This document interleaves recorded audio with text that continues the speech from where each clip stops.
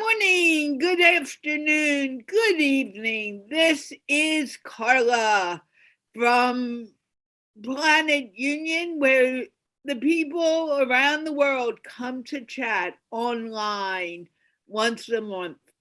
And today is the day. And I am so excited to be here and speak with you. You will need to watch the show on YouTube, but you can join the show by clicking on that Zoom link. And I will be putting in the YouTube link in a moment for you guys to join us. I am here with Victor Irving Jenkins, who is a speaker and loves to talk, and that's why he keeps on coming to these shows. And he does really well. I need a little time to set up the show. But Planet Union, the talk is about where we live in the world, the different cultures, the different ways of life. And Victor, I am going to ask you to take over now so I can share out and also find out where Shabazz and Huang are. So, Victor, we will start. I will talk to you as you're doing it, but I need a little time to get it online too. And I can do everything at once. I've become a magician. I think they call that being talented. Since today. Oh, I love that. I love being called talented. Well, I only speak the truth. I speak the truth. Okay, tell me more about you speaking the truth. Well, today is November 28th. The truth, I speak. And the big deal about November 28th is that it is the birthday of my older brother. My older brother was born November 28th, 1950. He's in North Carolina right now, and he doesn't even know about this broadcast, so he won't see it. But you, dear viewers, will know that my brother, Ronald Louis Jenkins, has a birthday today. Ronald Louis Jenkins is an exceptional individual, and little does he know that he is an inspiration. And largely, he's an inspiration because of the obstacles he has overcome in his life. And he is still here, and he is still taking punches. Kudos to Ronald. Say a prayer for Ronald. Acknowledge Ronald. Mention it on Facebook that you heard about him here, and tell him a happy birthday and many happy returns of the day. And the fact that it's Ronald's birthday. Oh, also, I have another friend whose birthday it is today. His name is George Smith. Now, all over the United States, we celebrate people's birthday. In fact, there's one guy, Jesus Christ, we call his birthday Christmas, and everybody celebrates it, even though nobody knows if that's the date of his actual birthday. So the question now becomes for us. Whoa, I have a question. You know that it actually is his birthday? No, we don't know when his birthday is. Oh, okay. And we don't know when our birthday either, but we know what people tell us. So it brings to mind the question for me, since we are live streaming all over the world, are birthdays treated with this same sort of reverence in other parts of the world? Do other people celebrate their birthday to the degree that we do?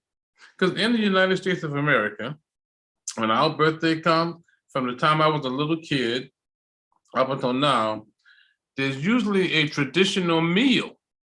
Well, it's not really a meal, but you do eat it. And over the course of time, ice cream and cake. So ice cream and cake is what people celebrate their birthday with in the United States of America. And it starts from the time that you're a child. In fact, I remember a friend of mine who had a baby, and for his first birthday, and this was 20-something years ago, he had a bib that said birthday boy on the front. And then he had a chocolate birthday cake in the front of him. And for his first birthday, all he did was sit in front of the camera and get mouthfuls of cake. That's what he did. I can imagine when he is older and you see that video, he just really made a big mess of that cake. What about you? Do you remember the first birthday party that you had? You probably wasn't one, but you probably remember. See, I don't remember ever having an actual birthday party until I was 24. And the reason I remember when I was 24 is because I was married at the time. I was living in Germany, and I had met a friend in the military who was a pretty decent artist, and he drew up this little poster, and on the poster it says, "Big 24 and a whole lot more." I wonder what happened to that poster. So what about you? You got a favorite birthday? Do you celebrate birthdays? Consider that, and if you have any input for this conversation, go ahead and put it in the chat. But birthdays are a big deal. We give presents for birthdays, we notice birthdays, and no matter how much people complain about their birthday, I haven't known anyone that wasn't glad that they had a birthday, because if you don't have a birthday, that means that you have gone bye-bye. So what do you think of that? If you're on the show, make a comment, say something about the birthday, because birthdays is just one of the things that, one of the cultural, I guess, cultural staples that we have here in the United States of America. And while this show is live streaming from America, not everyone on the show is an American. Let's talk about some other areas where different cultures occur.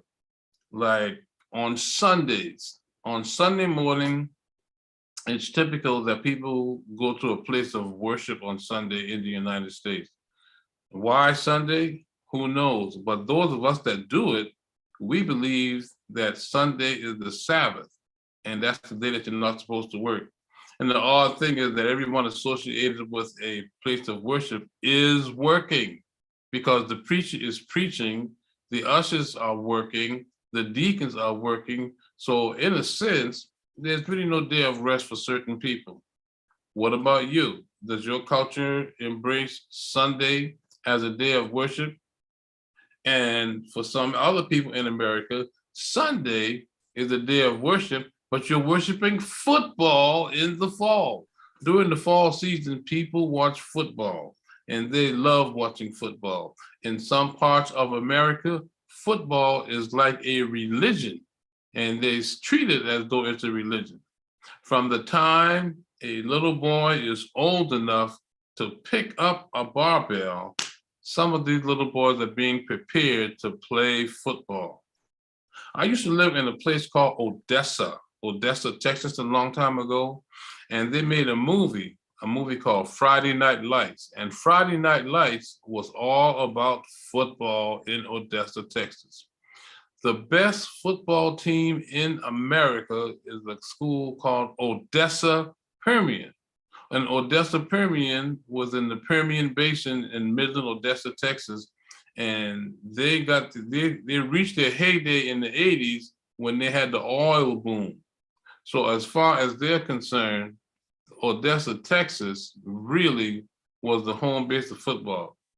And it looks to me like we have someone from a different part of the world that's joining the show, someone I happen to know, someone I happen to appreciate. And Carla, if you don't know her, you are going to be excited about this guest. I want her to turn her camera on so we can see her pretty face. She is coming to you, I think it's like 1 o'clock in the morning where she is, might even be earlier. And she is a well-known media personality in the Philippines. And her name is Vivienne Mangalindan. Now I can see her name, but I can't see her face. Did you let her in? Because I don't see her. Oh, I know. I let her in. Okay, hi Victor. Vivienne, you need to put your camera on. Thank you. Okay, what's happening is, tell me how to, I'm using my cell phone. Tell me how to do this via Facebook. Victor, no, you're not watching it on Facebook. You need to be only on Zoom. I can't get it through my laptop. It hangs.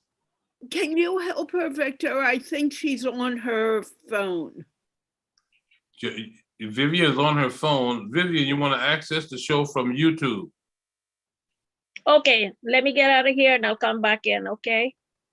Yeah. Okay, now, I need to send her No, the, see, no, you are no, wrong. no, See, no, Vivian, don't do that. No, Vivian, she needs to come through Zoom. And she is But here. she isn't here anymore. She's still here. She needs to know how to access her camera, turn on her camera. I gotta get it through my laptop. Victor, you sent it to me through WhatsApp. Send it to me through Messenger. All right, coming right up. I know how to do that. It'll be easier for her. I know how to do that. I have skills. Okay, catch you in a while.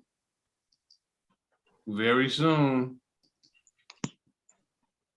Got it.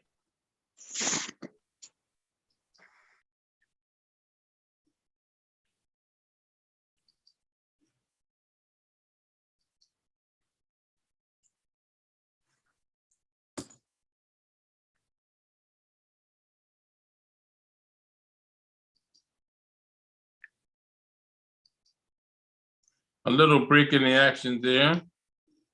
Vivian is going to be joining us any minute. Yeah. I sent it to her through Facebook Messenger. Can you please continue speaking?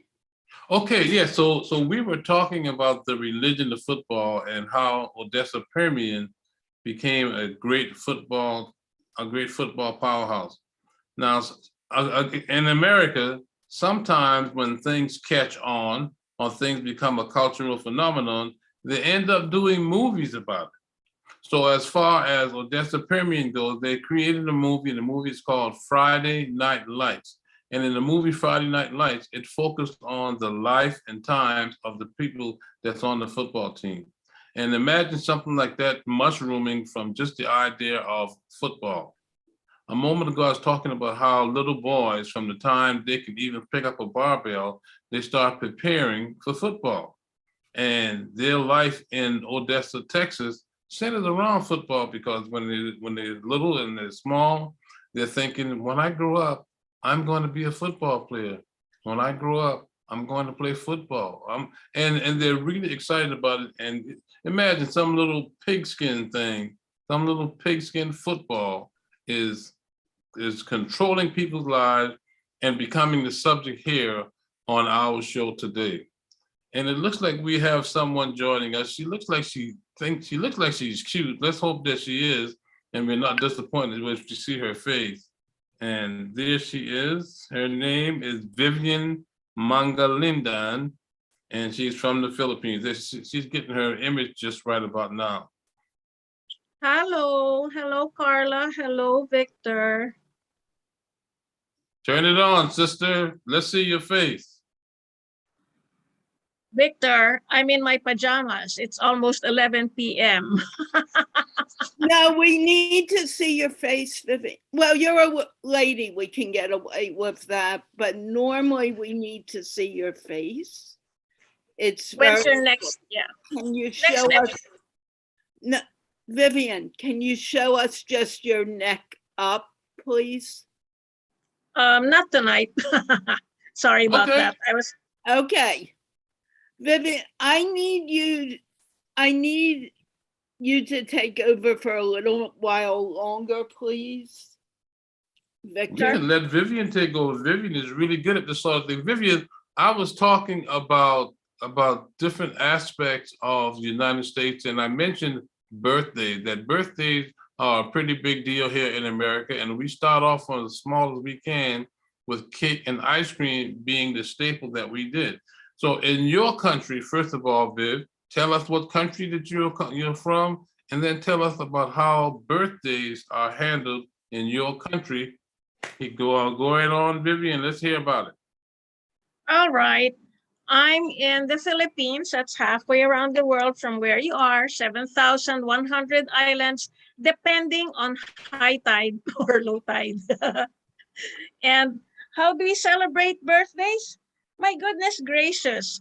This is the country where we're known for partying. That's what we do, parties, fiestas. We find a reason to party any day, every day, all day. you must realize we have the longest Christmas season in the entire planet. The moment the month ends in BER, Ber, you will, if you come here, hear people say, Merry Christmas, Mr. Jenkins. That's September 1. September, October, November, Oh, okay. December. True, true. And it doesn't end on December 31 because it's still a predominantly Christian Catholic country and they believe in the three kings. So Christmas starts on September 1 and ends on January 6. So realize that's party time every day. And birthdays, well, cake, definitely. Ice cream, yes. And then we have lechon. If you've been to Hawaii, you know the roast pig, lechon. There you go. And everything, fried chicken. We eat too much. We eat 5 times a day. Do you know that? No, I We have- didn't. Oh, it drives the expats and foreigners crazy when they come here for work. And they're like, why are you always eating? Because we cannot meet without having food. So you're asking about birthdays. Well, this is how it is. We have breakfast. Then we have from the Spanish merienda, because the Spanish conquered us for 400 years. So we have merienda at 10 o'clock. We have lunch at 12 o'clock. We have merienda at 3 o'clock. Then we have cocktails at 6. And we have dinner after that. So yeah, we eat too much and we celebrate too much. Just imagine my answer to your question, what we do on birthdays, just more of that and more people. So did I drive you crazy or what? No, you haven't even gotten close to driving me crazy. Because now speaking of birthdays, do you remember having birthday parties? Because I don't think I had birthday parties until I was 24 years old. What? Yeah. Wow. We do that all the time here. All the time. And we find every excuse to party. That's really what it is. And it doesn't help any that I live like walking distance 5 minutes from the central business district where all the entertainment is. So, so it's just party time all the time. And now speaking of entertainment, what do you do in the Philippines? What do you mean? What do I do? I do all sorts of things. What do I do? Like what? As far as entertainment goes, and you know, I'm not talking about dancing on the table and anything like that. I think you work in the media industry, is that right? Yeah. Entertainment, if you just look in Google and look for Makati, M-A-K-A-T-I, Central Business District or Commercial Center, we have everything. I mean, 5-star hotels, little bars, restaurants, open air, fine dining, barbecues. We're known But for aren't you- entertainment. But aren't you a blogger yourself? Don't you do media? Well, I have a show. I have a talk show, a live talk show. So I stopped being, this is the studio. What you're seeing here, that is the studio. And it's not a bright idea to do that because ever since COVID, realized we're doing live and that's a guest every hour on the hour. So we won't have time to sanitize the microphone. And we're all like 2 inches from the microphone. So it's Okay. not a good idea to be live. And what I do is, ever since COVID, people weren't too happy talking about their businesses. It was a business talk show for entrepreneurs and startups. So people were depressed and they didn't know what to do. So I focused on mental health service because I'm a certified mental toughness coach. I was doing one-on-ones, helping people, you know, get their head together. So let me see, this is a bigger, let me see. There, that's my studio. That's the radio station. It's radio, but we're on TV. It's called Teleradio. Vivian, can you leave this picture up so we know you're here. And at least we can see a person now. Okay, will do. And we have Yocheved Cohen also joining us from Israel. So we have the United States here, we have Israel here, and the Philippines. Yeah. I am still working at organizing this because it's on YouTube and you're watching. You can watch it on YouTube, but you come to the show using Zoom. And I assume things are working now. It didn't look like it a moment ago. They are not working? They are not working. The link that I had in Facebook didn't work, but when I went to your, like from the message that you sent, but when I went online, like to your page on Facebook, from there, I was able to So join. people probably could get online now. I know that, Victor. That's what I was concerned about before. Let's just keep it going, and what I'll do is I'll oh, I haven't been recording it. I'll take care of it later. Okay, Okay, Yocheved. Yocheved, are you there? I'm here. Are you recording? The recording button isn't on. No, No, we she are. just noticed that. We're on YouTube. I'm not sure what's going on. So Yocheved, you said you are in Israel, is that right? That is And did I say your name properly?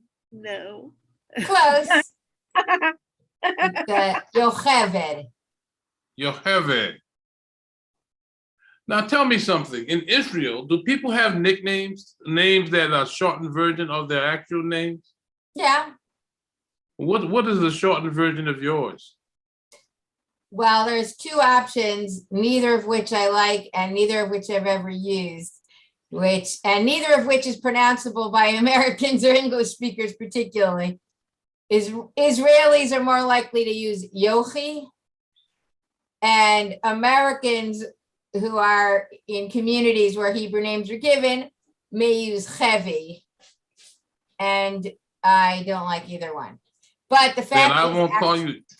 Yes, And I sir. won't call you either one. We were talking about the customs of birthdays in the United States and Philippines. Philippines eat a lot on their birthdays. American think birthdays are a big deal. In Israel, talk a little bit about how birthdays are treated in Israel. It's pretty similar to America. I mean, the classic happy birthday song, there is one that's just a translation and uses the same tune. There's another, I guess, more native Israeli, tune that says, today is birthday, so-and-so's birthday, and, wishes them good luck. The kids will come home with little crowns or little whatevers. It's pretty similar. And do you have milestone birthdays? Like when you're 18, you get to do things. When you're 21, you get to do things. A little bit. In Judaism, depending which denomination, 12 or 13 is like a coming of age type of thing. In addition to a big party, that is when you're considered obligated to do all sorts of commandments, if you will. 18 is draft age.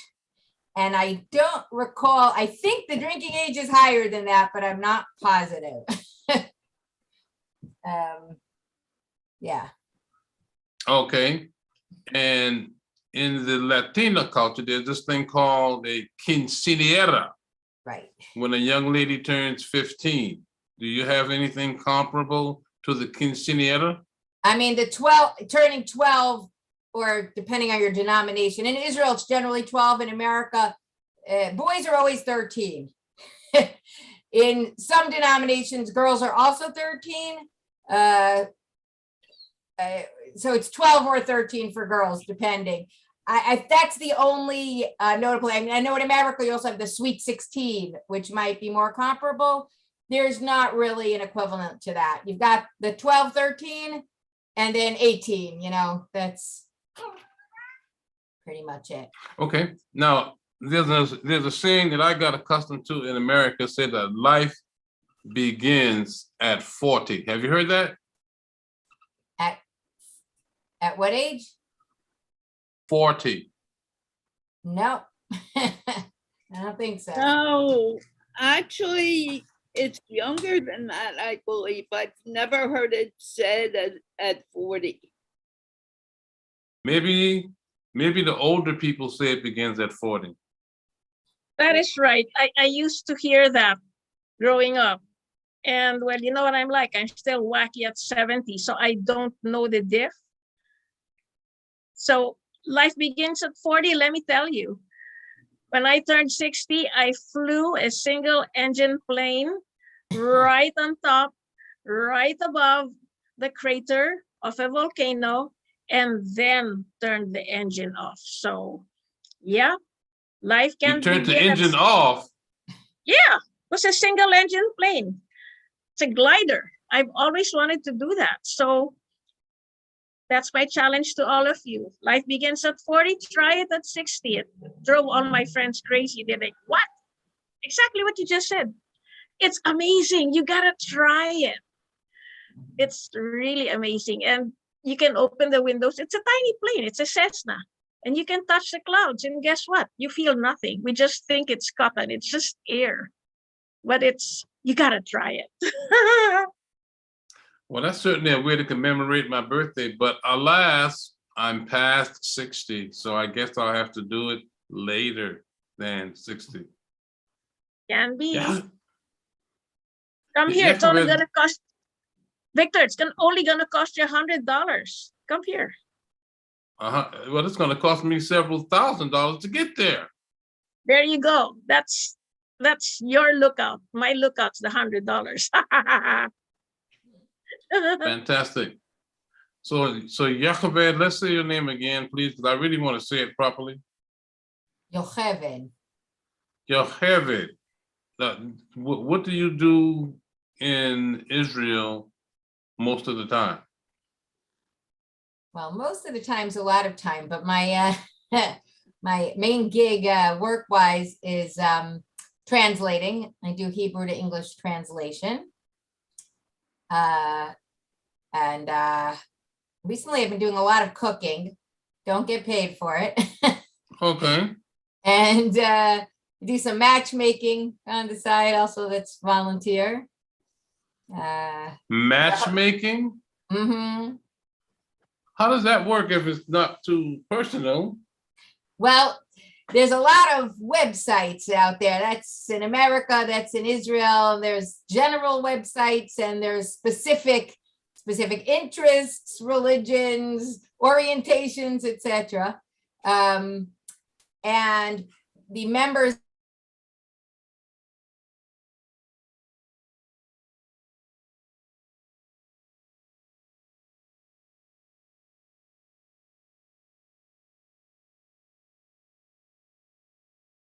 about themselves, about what they're looking for. And then the matchmakers can open a profile and then click a button that says find match. And if the profiles match, you can then check them out, like, side by side on the computer. It's extremely efficient. In live, the old-fashioned way, the way that I met people when I was younger, has a whole set of pitfalls that you have to avoid, a lot of craters and obstacles you have to avoid. What are some of the, apart from the lack of veracity of the participants, what kind of pitfalls, what kind of difficulty does the person have finding a match that way? Well, the truth is, I think a lot of the problems are probably the same in real life. If they're talking to someone about what they're looking for, the starring problem has got to be a lack of being realistic, of having a list of what you want that goes, now and forever, that's not related to what you have to offer, that is not in sync with reality or what you're gonna get. Probably the most prevalent lack of reality is guys who are in their 50s who still want to start a family and have kids and are looking for a woman 20 years younger than they are. And it's like, that's not going to happen. Like, you got to move on. You know, people who are looking at 50 for exactly the same things they were looking for at 25, including the age, the weight, the looks, the hair, everything. So that's probably the most overall, you know. It seems kind of antiseptic that way. And what comes to my mind is this. All of us want to put our best foot forward. We want to show the best thing that we have to offer. And we're not interested in showing our warts. We're just not, right? And the person that you're looking for is just the same. They're not interested in showing their warts either. They want to put their best foot forward. So you get these two people who have both put their best foot forward, or lying to put their best foot forward, because they have accentuated the positive and eliminated the negative. So what happens is they get together, they form a relationship, they make a determination that they're a match, and they move forward. And then sometime later, when the facade is dropped, sometime later when their least best foot has been made evident, they come up with the term that we are growing apart, or we don't have anything in common, or you changed, or any of this stuff, when in point of fact, none of that really happened. What really happened is nature took its course. Now consider that every other living thing eventually dies. Relationships are a living thing, you agree? So wouldn't it be natural to expect relationships to die? Sort of like, I heard a song years ago says, I wish that a marriage license was just like a driver's license that expired every 4 years with an option to reapply. But to most of us, we want lifetime commitments. We don't want to have a relationship that we have to change every few years. But wouldn't it seem like intellectually in our minds, isn't that something that would work? Who knows? You could even introduce that concept from what you do and become well known for prosperity for the person that introduced the short-term relationship. Well, I think there's two separate questions there. One is about whether people are realistic online, and the second is about the nature of relationships. And I would say, in terms of the realisticness, just like on a blind date or whatever, people also present themselves, you know, at their best. You know, you dress up, you this, you that. The idea is that as you continue to meet up and you get to see somebody better, that you will also, you know, see their day to day. It's a bit of a fine line. I was actually talking to somebody about this because this question of how realistic you should be, right? You're putting up a picture on a website. Do you put the picture up of what you actually look like day to day, or do you put up the professional picture from your best friend's wedding, you know, where you're all made up and whatever? And I said, look, when you're getting your foot through the door, you can do that. But I distinctly recall on my third date with my husband, I said to him, okay, this next one, no makeup and sandals, okay, which is a specific, there's something called sandalim in Israel, you know, the equivalent of sneakers, whatever, you know, very informal shoes. Because, okay, you want to be respectful towards the person you're meeting, you want to put your best foot forward. But if you're thinking of spending a lifetime with the person, you're not going to be in disguise the entire time. Like, after a couple of, you know, your best foot forward, now you have to, you know, say, okay, this is, you know, the real me. So I think that's true with the websites too. And if it's not taken to extremes, I mean, if people just lie outright, you know, that's bad. You put up a picture that's 15 years old, that's not okay. But to say, okay, you're not gonna, you know, put in every issue that you've ever had and every character flaw that might be buried there, you know what, they'll get to that. So, and people also know, but by the nature of these things, there's certain things you aren't going to share. And even shouldn't to share before, even meeting a person.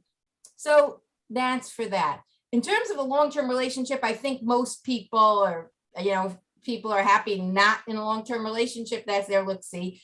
The website I work for is very marriage oriented and is hoping that, people will stay together. It is actually a little mind-boggling that people manage to do that, because people do grow, change, develop, but there's some kind of almost miraculous, connection that people seem to be able to form, so that they are able, within the relationship to preserve the relationship while adapting. I mean, sometimes they can, obviously. I mean, divorce in most civil and religious places allowed. I know Catholicism is an exception, so you'd have to speak to a Catholic about that. But there's actually an expression in Hebrew when you want to tell somebody that, it's not such a serious thing you're undertaking, it can be undone.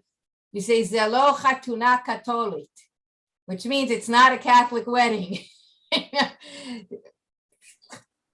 So, but we got Vivienne is raising her hand. Let's see what Miss Vivienne has to say. I was smiling when you mentioned a while ago that it would be nice to have this renewable, like a driver's license. And you're the first person I heard and saw agreeing with what I said. People drive carefully because they don't want to lose their driver's license, and it costs too much to not be able to drive your car. And being a certified mental toughness coach, it's all mindset. What happens, which I observed, is that we tend to take each other for granted after a while. And whereas before, like, we would do things for the other person, and then when time goes by, we become, like, how about you make me happy? Whereas when you were boyfriend, girlfriend, you were trying to make the other person happy.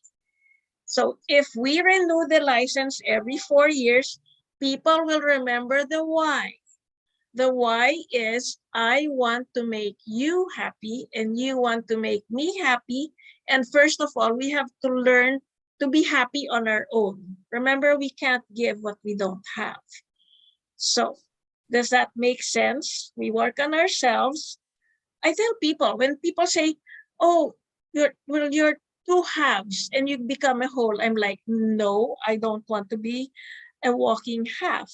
We have to be two whole persons, so we're not codependent, that we're not looking for happiness externally. If I may recommend, I don't know, can I call you Yo to make it faster, easier? Yo, right? So, Yo, right?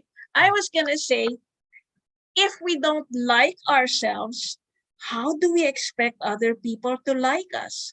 So if we're happy with ourselves, we can be happier with and for somebody. Now, I want to hear your reaction to that. That's my take. Whereas before, like, I finally found someone who's going to make me happy and I'm going to make him happy. Like, no, that's tall tales and fairy tales. Can I have your take on that? So I agree with what you're saying, and it's actually very interesting. In a traditional Jewish wedding, there are 7 blessings that are recited in the course of the ceremony, and they're repeated at meals for the following week. And in one of them, it says someone who created, there's like 4 words for happiness and joy that are single, like that a person can enjoy on their own. And the next 4 adjectives are friendship and companionship. They're all things that require a couple. And I heard one of my teachers say that, that order is very important. You first need to be a happy person in your own right, and then you're able to open up to somebody else. and really have a strong relationship. And I agree also about the idea that you need to give to somebody, you need to be grateful, you need to think about what you have. However, it's still, sometimes you can have all of that, but you really have different, your life goals diverge, or, how you want to live, or where you want to live, or your family, your concept of family, how you want to have or not have, what you think should be done. And I think that still can sometimes shipwreck a relationship. Okay, since it's Carla's show, we'll let her say something. Okay, thank you. Everything is working now. We are going to be ending this in 20 minutes. It took me a tiny bit to figure out what had happened, but Zoom is working. The show on YouTube has never stopped. It has been going on YouTube as normal. And everything is fine, just so people know. Having said that, if you want to come for the last 20 minutes, you are more than welcome to be here.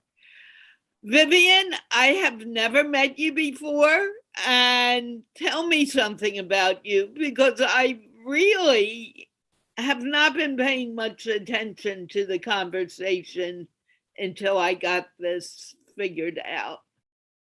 Okay, I'll tell you something which Victor has challenged me to stop saying. I'm 70 years old, and this picture was taken 6 months ago. And Victor says, stop lying. But I am 70.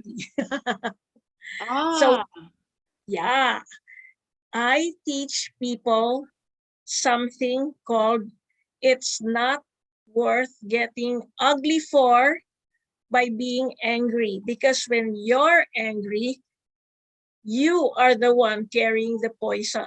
It's your anger. And when it's time to sleep, you're still angry and you can't sleep. And that person that you hate has been asleep for 2 hours. And not sleeping leads to wrinkles. And when you have... And remember, I've been giving talks internationally since 1999 on the body-mind connection. When you are not happy, every cell in your body is not happy. When you're angry, every cell in your body is angry. Let me challenge you, or just make you think. Think of your favorite food. Okay, Yo, what's your favorite food? That's a tough one. Or choose one, any. Okay, a Napoleon. Okay, Napoleon. For you, Victor, what would you enjoy eating? Maybe big chicken. Okay, chicken. Carla, what would you like to eat? I mean, something you really like. I really like chocolate. Okay, chocolate. And today I could use some chocolate. Okay, just imagine you're all eating exactly what you want to eat.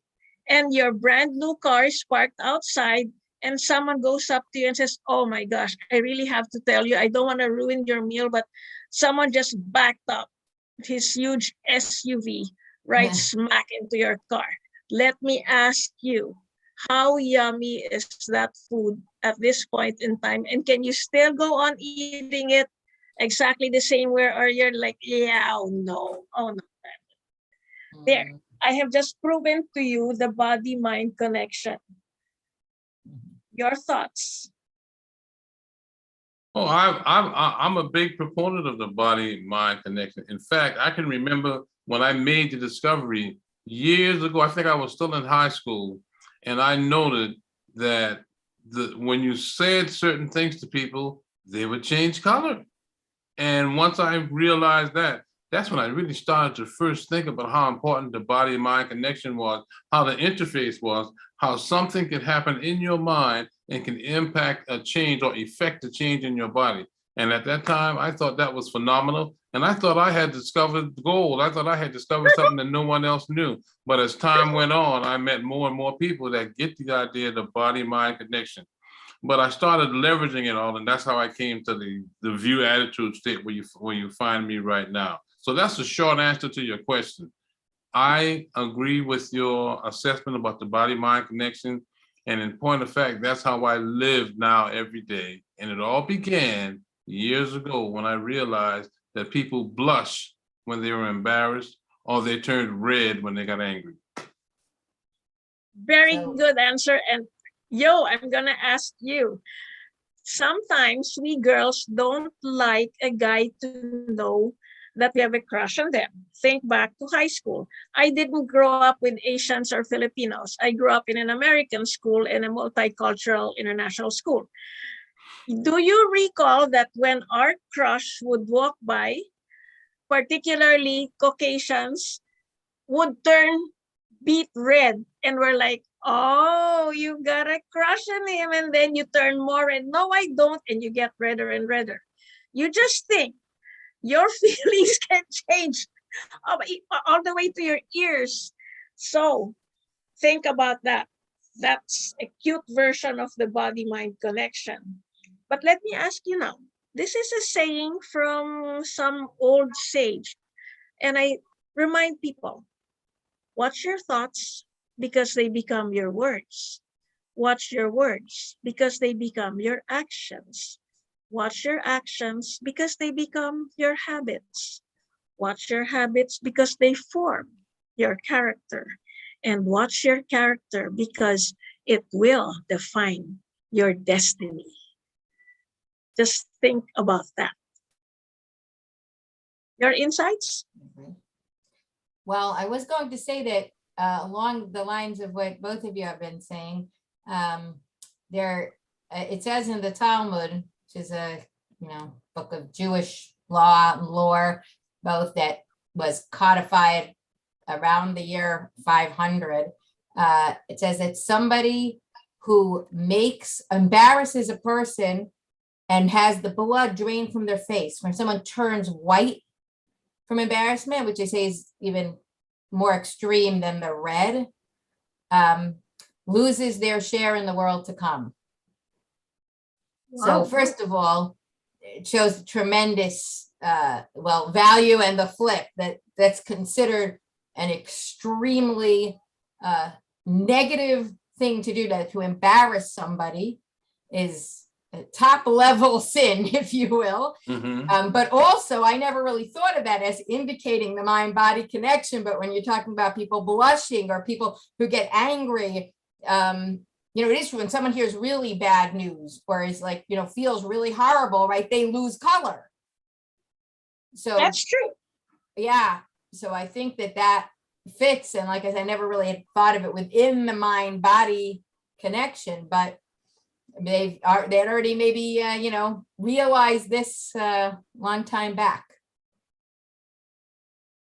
Can I Are we ask going a to hear question? from Carla? Oh, go ahead. Carla, I was just gonna ask, you talked about losing color on the face. I recall a time when I didn't do my homework. And the teacher called me first. I have no idea what color my face was, but I could feel myself. Blah. I could imagine I couldn't lie. My face just set it off. Right? So, yeah, I have funny memories. Just ask me, I'll tell you. Let's ask Carla. I'm sorry, I'm trying to get something and I've lost everything. And I don't know what's going on. What I can think of many times where I've been embarrassed or I've allowed my thoughts to take me where I shouldn't be going. And I'm negative, and when I'm negative, it gets nothing done. It keeps everything far away. And the only way that we can change that is by what we think. If we think something is negative and we're looking at negativity, then nothing happens. But when we begin to look at the positivity, even if it's at a moment where we can't figure out what to do, if we begin to see what we can do and think happy thoughts, things begin to turn around.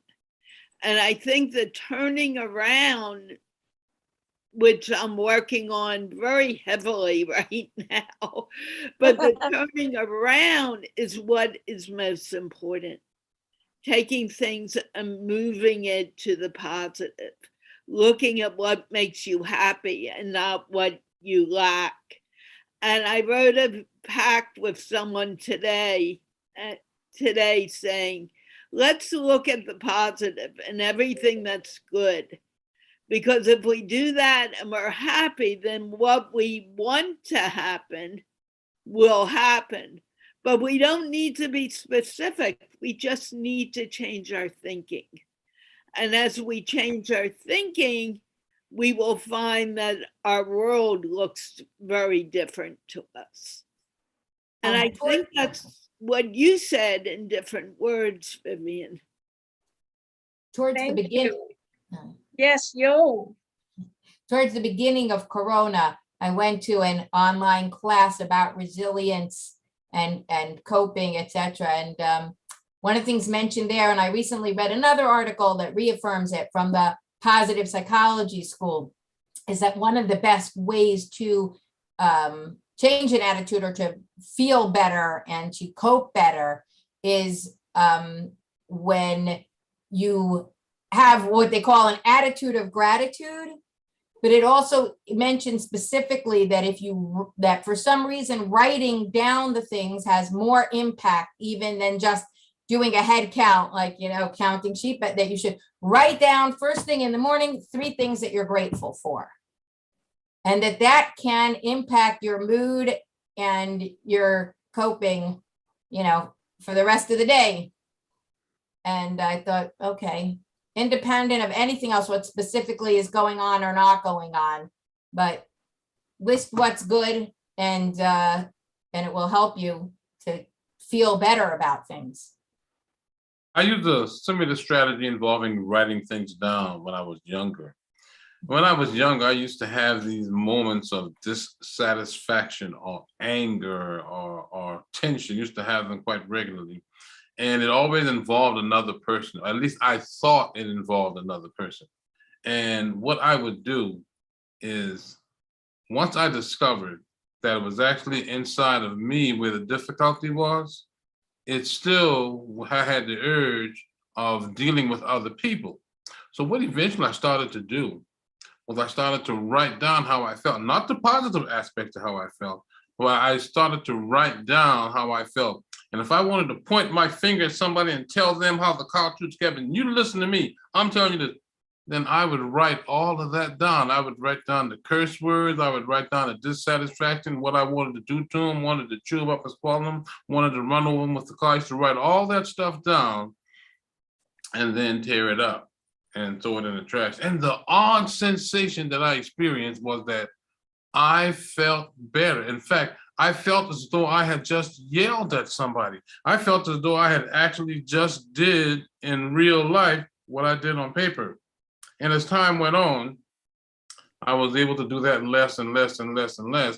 And now where I find myself now is I seldom get angry, or I seldom lose control, or I seldom want to tell people how it is, because over the course of time of doing that as a coping mechanism, doing that as a strategy, I come to realize that it never was them that was the problem. It was me and the way I was looking at the thing, the way I was looking at the situation. Because when you get right down to it, it's nobody's job to make me feel better.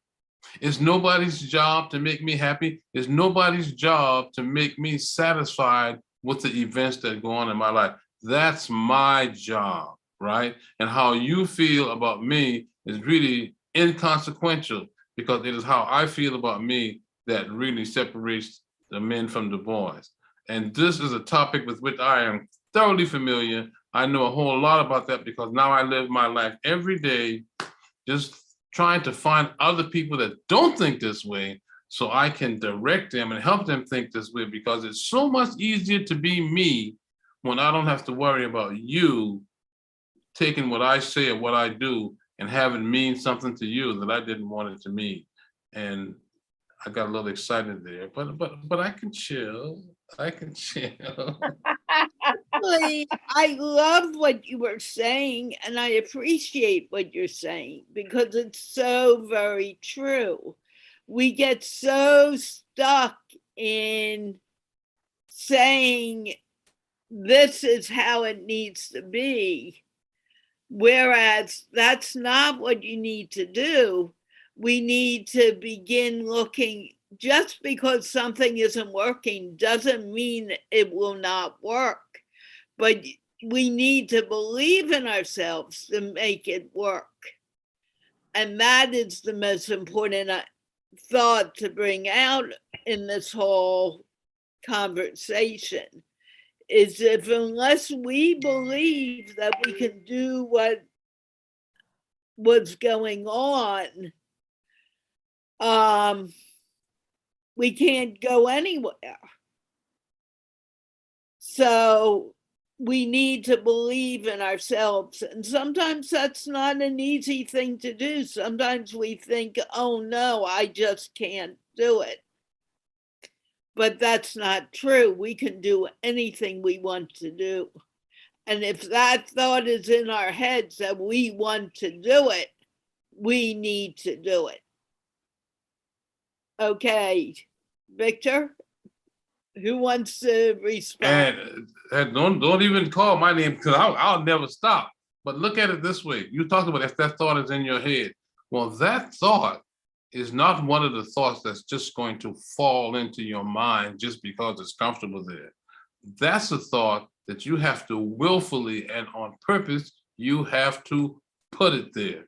And you have to put it there regularly, consistently, until it no longer requires your effort. But you're the ones that have to put it there. That's what this view attitude thing is all about. If you change your view, when you change your view, you could change your attitude. If you think the world's a friendly place, then bless God, it's going to be a friendly place. If you think the world is a horrible place, then it's going to be a horrible place. And the dirty little secret is you got to do it on purpose, because our subconscious minds are in charge, and our subconscious mind is not simply going to paint a rosy picture of the world for you. You have to paint the rosy picture. You have to put on the rose-colored glasses, and I put my rose-colored glasses on all the time. And what do my rose-colored glasses show me? They show me you, and you. That's what my rose-colored glasses show me. And there's nothing that you can do to stop me from loving you. Ah, look at that. And you know, all you got to do is be alive for me to love you, because it feels better when I love people than when I don't.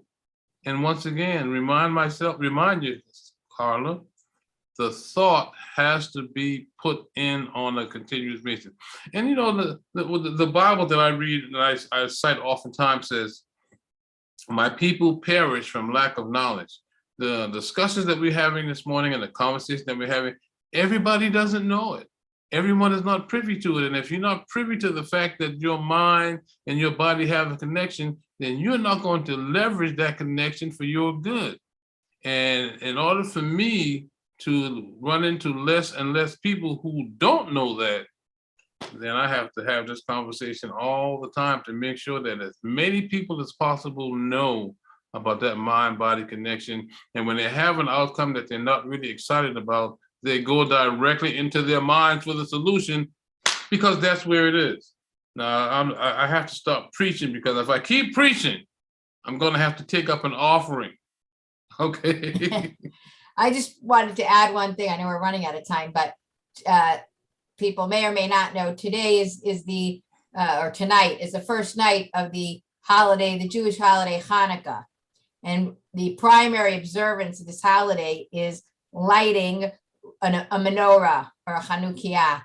And there are historical or possibly historical reasons behind it and all sorts of technical things. But I think also on a very basic level, it's saying our job is to add light to the world. There's 8 nights of Hanukkah, and custom has it that you light one, you go from 1 to 8. So when you finish, you've lit 8 lights. And I think that's just a tremendous symbolism too. Maybe sometimes there are things that are really dark and there's things that you can't control and things that are negative, and no matter how you work them around, they're bad.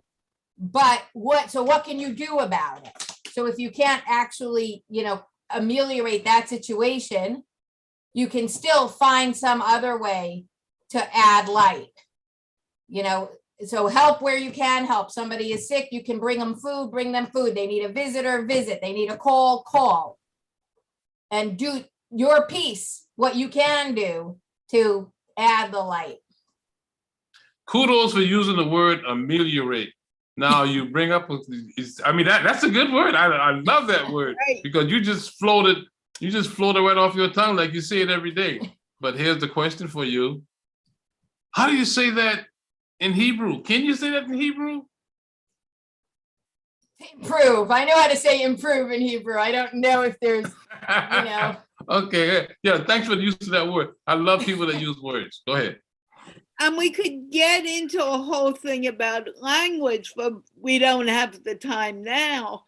But if you think about it, everyone uses language in a different way. And when you're using different languages like Hebrew and English or Urdu and Hindi, the words are different in different languages. There may be a word that is similar to ameliorate, but there may not be the word ameliorate in Hebrew, so to speak. Would you agree? You're a translator, Yocheved. So, well, they say that words that languages have more words for words that are more important to them, and that you can say, that some of that, I guess, media is the message type of thing, that there are distinctions, and not everything can be translated or not in a one word. You might need a sentence to explain certain words. So I think that's true. I was told some time ago that in Eskimo language, there are more than 200 words for snow. So I always was told that, grew up with it. I read something recently that said it's actually not true. I'm not sure. But even if that specific thing isn't true, I think you can, still make a good case that language reflects what's, important to people in a certain culture, and, whatever the exact number of words are for X thing, and if it's, true or not. I know in my world, there are plenty of words for think. The word think, you can muse, you can desire, you can ponder, you can analyze. All of these are different ways to say the word think. Mhm. Right. Can I react to something interesting I heard a while ago? Yes, And yes. you mentioned, right. Remember, I grew up with a multicultural circle of kids. Today, you said, was the first day of Hanukkah, and that is familiar to me. Guess what? Today was the first Sunday of Advent in the Catholic Christian world, and we lit the first candle. Interestingly, it's a candle of hope. 4 candles, 4 Sundays, and we're doing it on opposite sides of the world with different religions, but notice the belief. It's for something bigger, better, and brighter. And I have this belief, which is so simple. We are all children of the same universe. And that's it. Nice and easy. We are all children of the same universe. And that makes it more peaceful for me. I don't know about you. Victor suddenly quiet. That is a shocker. Well, right. I'm cultivating that aspect of my character, because I can talk for a long time and just keep going on and on and on. But there are others that keep me interested. And I know Vivian well enough to know that Vivian is very listenable. So I seek two things. Number one, I seek to be entertained by the words of others, and I seek for people to say to me, tell me, Victor, what do you think? And with that, I want to remind you that there are two aspects of a conversation. One is speaking, and we all do very well at that. The other part is listening, and we need to learn to listen better. And when we take both parts and we put them together at our finest, we really have a good conversation. And with that, we are over time, or I believe we are. I can't tell anymore. We are. No, well, I was also hoping, I don't know what's on YouTube or not on YouTube, but I want to thank everyone for joining me today and those who may have watched, because it may have gotten a little confusing in order to watch. But I want to thank especially Victor, Yocheved, and Vivian for coming, because it's been really a very informative conversation. And I'm very happy about that. Having said that, we do need to get off because I have the English show for kids coming on next. So can we all wave goodbye and don't leave until we're off air? Thank you. Thank you. I love